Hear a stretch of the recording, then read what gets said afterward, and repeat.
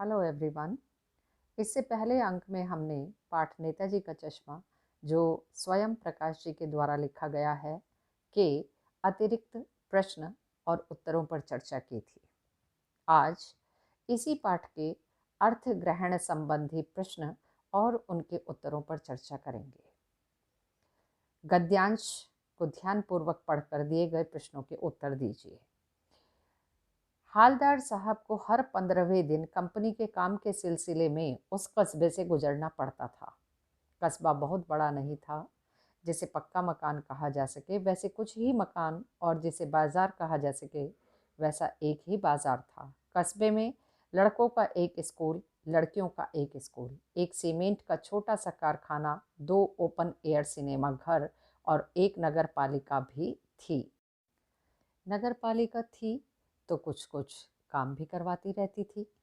कभी कोई सड़क पक्की करवा दी, कभी कुछ पेशाब घर बनवा दिए, कभी कबूतरों की छतरी बनवा दी, तो कभी कभी सम्मेलन आदि करवा दिए। इसी नगर पालिका के किसी उत्साही बोर्ड या प्रशासनिक अधिकारी ने एक बार शहर के मुख्य बाजार के मुख्य चौराहे पर नेताजी सुभाष चंद्र बोस की एक संगमरमर की प्रतिमा लगवा दी।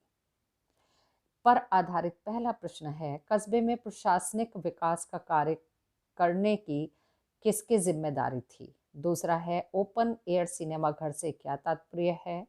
तीसरा है, कस्बे में क्या क्या था? और चौथा है, हालदार साहब एक भावुक देश प्रेमी इंसान हैं, उदाहरण देकर सिद्ध कीजिए। पांचवा प्रश्न है, नेताजी की प्रतिमा की आंखों पर कैसा चश्मा लगा था? प्रतिमा वाले पत्थर का चश्मा न होने के संभावित कारणों पर पठित पाठ के आधार पर प्रकाश डालिए। 6 क्वेश्चन है, नगर पालिका ने नेताजी की मूर्ति चौराहे पर लगवाने की हड़बड़ाहट क्यों दिखाई थी? और अंतिम प्रश्न है, हालदार साहब को मूर्ति में कौन सी कमी खटकती थी?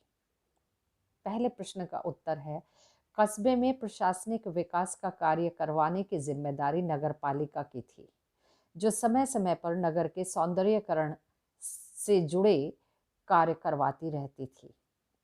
इसमें चौराहे पर प्रेरणा देने वाले लोगों की मूर्तियां लगवाना भी शामिल था।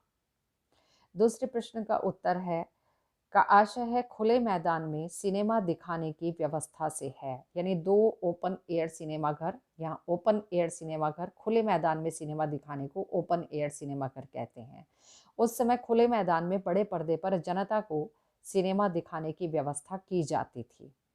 तीसरे प्रश्न का उत्तर है, कस्बा उसे कहते हैं जहाँ जनता की मूलभूत आवश्यकताओं की पूर्ति करने के लिए सभी सुविधाएं उपलब्ध हों।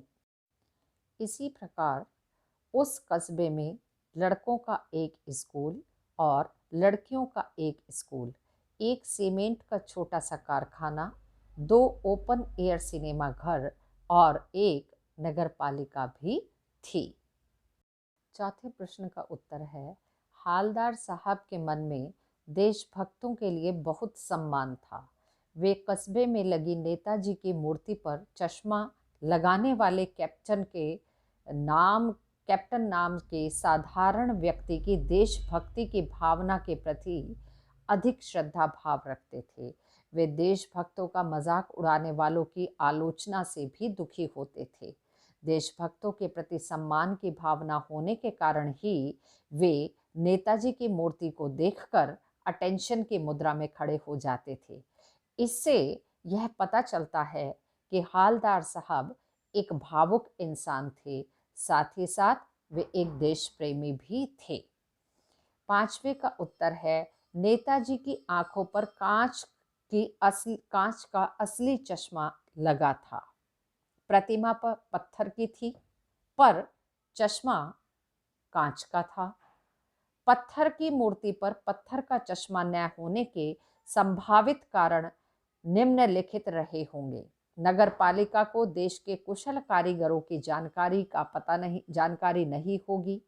अच्छी मूर्ति की लागत उनके अनुमान बजट से ज्यादा रही होगी।